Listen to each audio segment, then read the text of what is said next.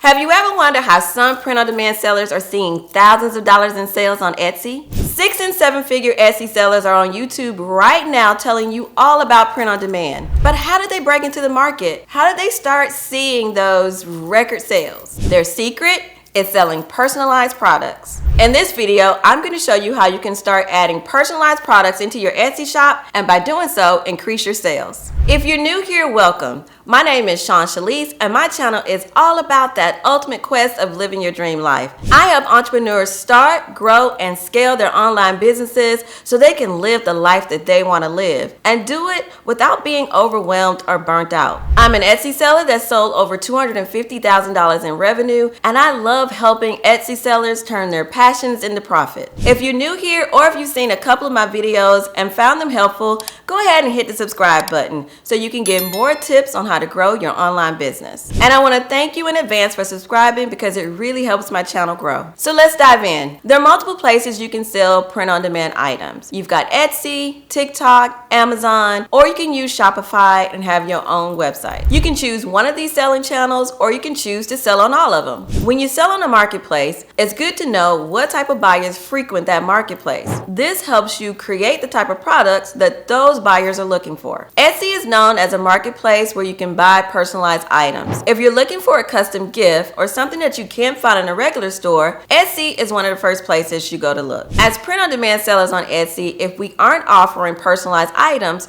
we're potentially losing thousands of dollars. And we're potentially missing out on a way to be seen on Etsy in the mass sea of other products. This is why adding personalized items to your Etsy shop can help you make more sales. If you're already selling print-on-demand on Etsy, you might be wondering, how exactly do you sell personalized print-on-demand items? I'm going to walk you through that process right now. If you're new to print-on-demand, I recommend you watch my print-on-demand video for beginners, which I'll have linked in the card above me and in the description. Let's hop over to my laptop for the tutorial. The first step in our process is to create our design template. And I'm going to do this in this tutorial using Canva. I decided to go with a family reunion shirt.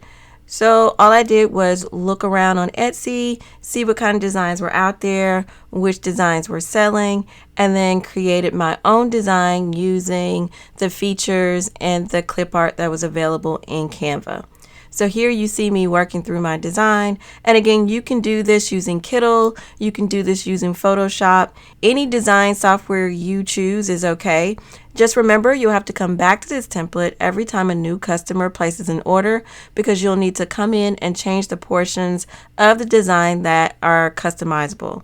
So in this design, it's going to be the family name and the year that the family reunion is going to take place. Now that our design is complete, we're going to move to our next step. And this is where we use this design to create a template in Printify so we can create our Etsy listing. At this point of the process, we're going to create our template listing in Printify. So I'm now showing my Printify account, and I'm going to go in and create my product. So I'm going to use the template that I created in Canva, pull it over into Printify, and create my listing in Etsy. Let's go ahead and walk through that. I'm going to go in and I'm going to go to the catalog. I like to choose TikTok Ready because I do sell on TikTok. So I like to choose print providers on Printify that are TikTok approved or will get the items out fast enough for TikTok shipping. I'm going to choose TikTok vendors. I like to use the Bella Canvas t-shirts. And then I'm going to choose manually because I know I want to go with Monster Digital. Now I'm going to go in and hit Start Designing. Once I'm here, I'm going to go and upload my template that I created in Canva. From the upload menu, I'm going to choose my device, and then I'm going to choose my Canva template. So here's the template that I made on Canva. I'm going to arrange it on the shirt the way I want it to appear. I do have some empty space around the sides of my design, so I'm going to account for that. So I think I'm going to leave it at 15. I'm going to do a little preview so I can see how it's going to look on the shirt. And I like to use the people just so I can see if it's a little big. So I feel like that's a little big. So I'm going to make it 12. Position at the top. Center. top. And now I'm going to see what that looks like. Okay, I think that is almost where I want it. I want to go slightly bigger, so let's go with 13. Okay, I think that's pretty good. All right, so now at this point I can go in and I can choose variants. I'm going to click on select variants and then choose the colors that I want to offer my t-shirt in. So I usually go with the athletic heather, I think red, or heather red, that's a little bit lighter. Let's go to yellow.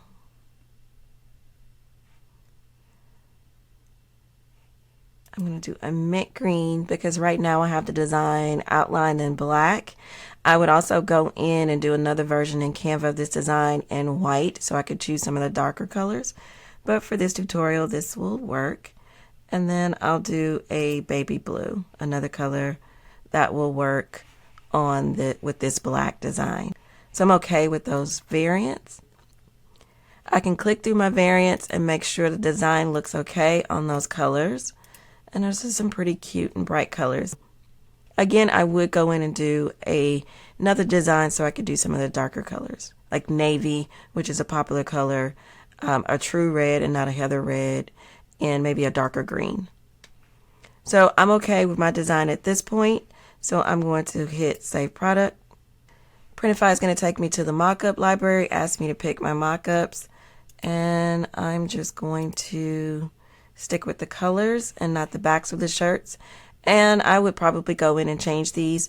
So when you're doing your mock-ups, you can choose just the shirt designs, or you can use some of the models that are available in Printify, which work nicely. But I usually create my own mock-ups. So for right now, I'm just going to use the individual shirt designs.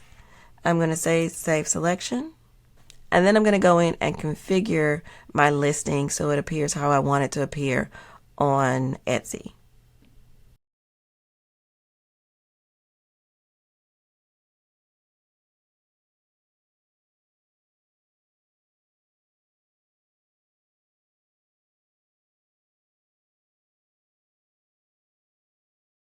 I have my listing configured the way I want it, and now I'm going to go ahead and hit publish. So this is going to create my listing automatically on Etsy. So now let's go over to Etsy and edit the listing.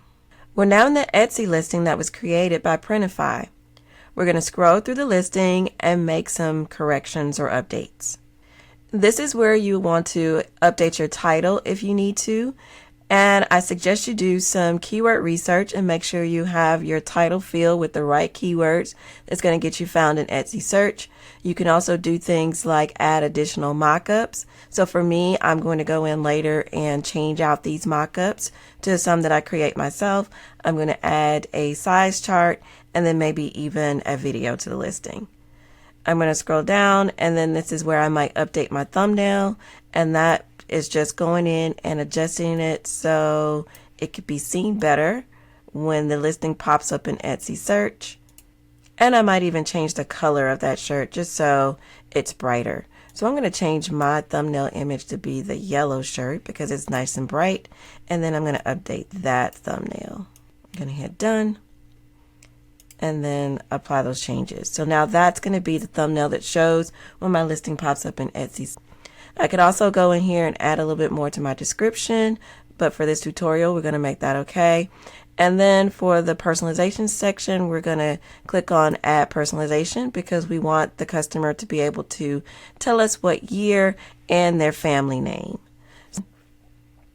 In the instruction section, I'm going to type in enter your family name and family reunion year. And I'm going to make sure this is off because I don't want personalization to be optional. I want it to be required. So I just leave this as is. I'm going to scroll down. Everything looks okay here. And now we're going to talk about the SKUs. So this part is very important. This SKU, this long number right here, is how this Etsy listing is connected to Printify. So when a person orders, and let's say they order an athletic heather small, Etsy is going to send this SKU over to Printify, and Printify is going to know that's the shirt that they should create. But for our case here, we don't want Printify to automatically create the shirt because we're going to customize these shirts. We want the order to hold until we can go in and update the image. So there are two options here. You can leave these SKUs in, but in Printify, you can't let it auto-fulfill your orders. You have to be able to go in, make the changes to the orders, which I'm going to show you how to do later, and then send the orders into production for fulfillment. Or you can go in and take the SKUs out of this listing, and then Printify will not go ahead and auto-fulfill the orders. You can go in and make the changes that you need to do. So because we're new to this, we're going to go in and just take these SKUs out. And this will keep us from making the mistake of sending the customer our template order or template design and not their personalized design. So I'm going to go in and take out all of these SKUs. All of my SKUs are now removed. So I'm going to stop here and tell you an alternate way you could have done this. And then you can go into Etsy and create your listing, which means that the listing that you create won't have your SKUs. So you can create a normal listing in Etsy and then go in and pick up from the point of editing your design inside of Printify using the template. The reason why I start with Printify is because Printify does a lot of the work for me when it creates the listing. It puts in the color variations, the sizes, and it's even quick for me to edit the pricing. So I like to do that inside of Printify. Now that we've got the SKUs removed, let's go down and see if there are any other changes we need to make. As physical, the category is set correct. I like to go in and choose my sleeve length, which is short. And then I'm going to go in and put in my tags. So what I'm going to do is quickly go into Everbee, do some quick tag research, and come in and drop in my tags. I have my tags, and I'm just going to go ahead and paste those in. And if you're not familiar with Everbee, Everbee is a Chrome extension that allows you to research Etsy listings. You can go into any Etsy listing and look at the tags and information about those listings, and you can find out if they are selling. So that is how I do a lot of my keyword research and how I know if people are actually looking for the type of design that I'm choosing to make on Etsy. So I am okay with those tags. And then we have materials. I'm going to skip through that. My shipping option is already set from Printify, so that's okay. I'm going to go down. I am not going to accept returns and exchanges because this is a custom item. So I'm going to fix that. I'll choose a shop section, and for this I'm going to put it in my personalized shirts. And then I also want to change this to automatic because I don't want to have to manually renew the listing. I want it to automatically renew every time someone makes a purchase or if the listing expires. So I am good with this, and I'm going to go ahead and publish my changes. Here's my listing on Etsy. It's all set. A buyer can come in and select one of the colors. They can choose a size. And because this is a family reunion listing, I would also go back in and add some youth sizes, maybe some toddler sizes, and even maybe onesies for the babies of the family. We want our buyers to be able to come in here and order a large group of shirts for everyone in their family. So I would go in and add those different sizes to the listing. So now that we have our listing created, I'm going to show you what you can do when someone places an order for this listing, so you can go in and modify the family name and the year of the family reunion. So here I'm back in Canva. I'm on my template. The first thing I'm going to do is duplicate the page, and then I'm going to make my edits. So let's say the family's name is not Jackson. I will double click in here and let's use another name. Let's use Williams.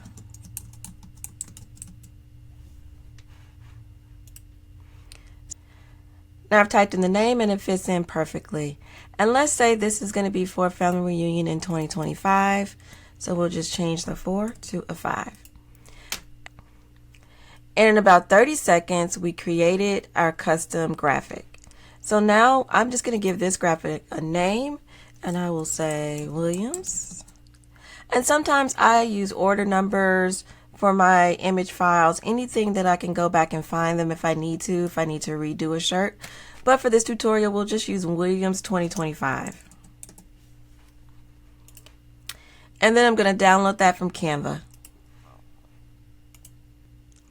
And now we're going to go over to Printify and bring in our customized design. So here we see our template that we made in Printify, and all I'm going to do is go in and duplicate that.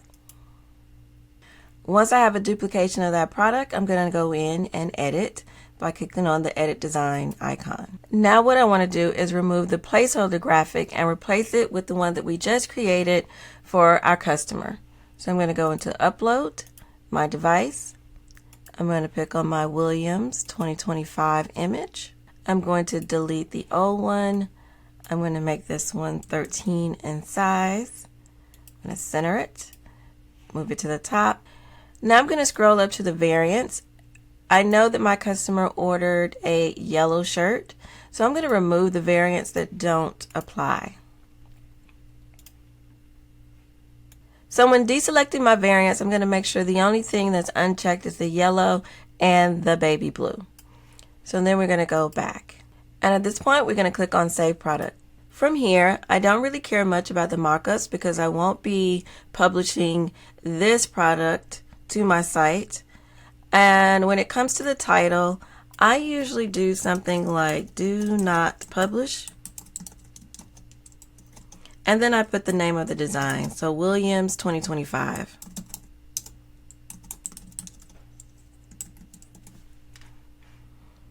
Okay, and now I don't care about any of these other things that are in this listing. All I want to do is save it as a draft. Once I have my draft, I can go in and fulfill my order. So I'm going to go over to orders, and then you can see I have one order that's requiring action that's under my name because I'm acting as the test customer. And then you'll also see if I go over here in other orders, there's an order with my name. I wanted to show you what would happen in the two scenarios that we talked about earlier. So in the scenario where I removed all of the SKUs from the listing, an order would show up under other orders. This is because Printify can't tell what that order is because it's not associated with the SKU. And it places any orders that it doesn't recognize in the other orders tab. So if you remove those SKUs, the order would show up here. But let's say you decided to keep the SKUs in your listing. Then the orders would show up here in the Printify orders. And I have mine set to manual approval, so I can go in and edit any custom orders. But let's say your Printify account is set up to where you want to auto approve, then you have to definitely remove those SKUs so you don't print a template order for a customer. So I'm going to show you how it looks both ways. So let's go to the other orders. And this is the case where you removed all the SKUs from your listing in Etsy, so Printify does not recognize what the order is. To fulfill the order, all you have to do is click on the order in the other orders tab. You'll see that it was not imported in the Printify, and you'll see the name. So this is our personalized family reunion t-shirt. And all you have to do from this point is select the product. I'm going to click on select product. And then from here, we're going to see our do not publish or do no publish Williams 25 listing. And we're going to choose the size that the customer ordered. So I'm just going to click on this, and I see the customer order a baby blue large. So I see baby blue, and then I'm just going to find the size large. And now I'm telling Printify that this customer wanted to order a baby blue large of this design. And I'm going to click confirm. So now all I have to do is click on import order. So let's go back and look at the other scenario. I'm going to go back to my orders, and now I'm going to go over here to Printify orders. And this is going to be my order where I did have the SKUs attached. So you'll see my order here. Instead of submitting the order, I'm going to go and edit it before I submit it to Printify. So I'm going to click on that order. And you can see personalized family reunion t-shirt, the yellow option, but this is the option with my template name on it.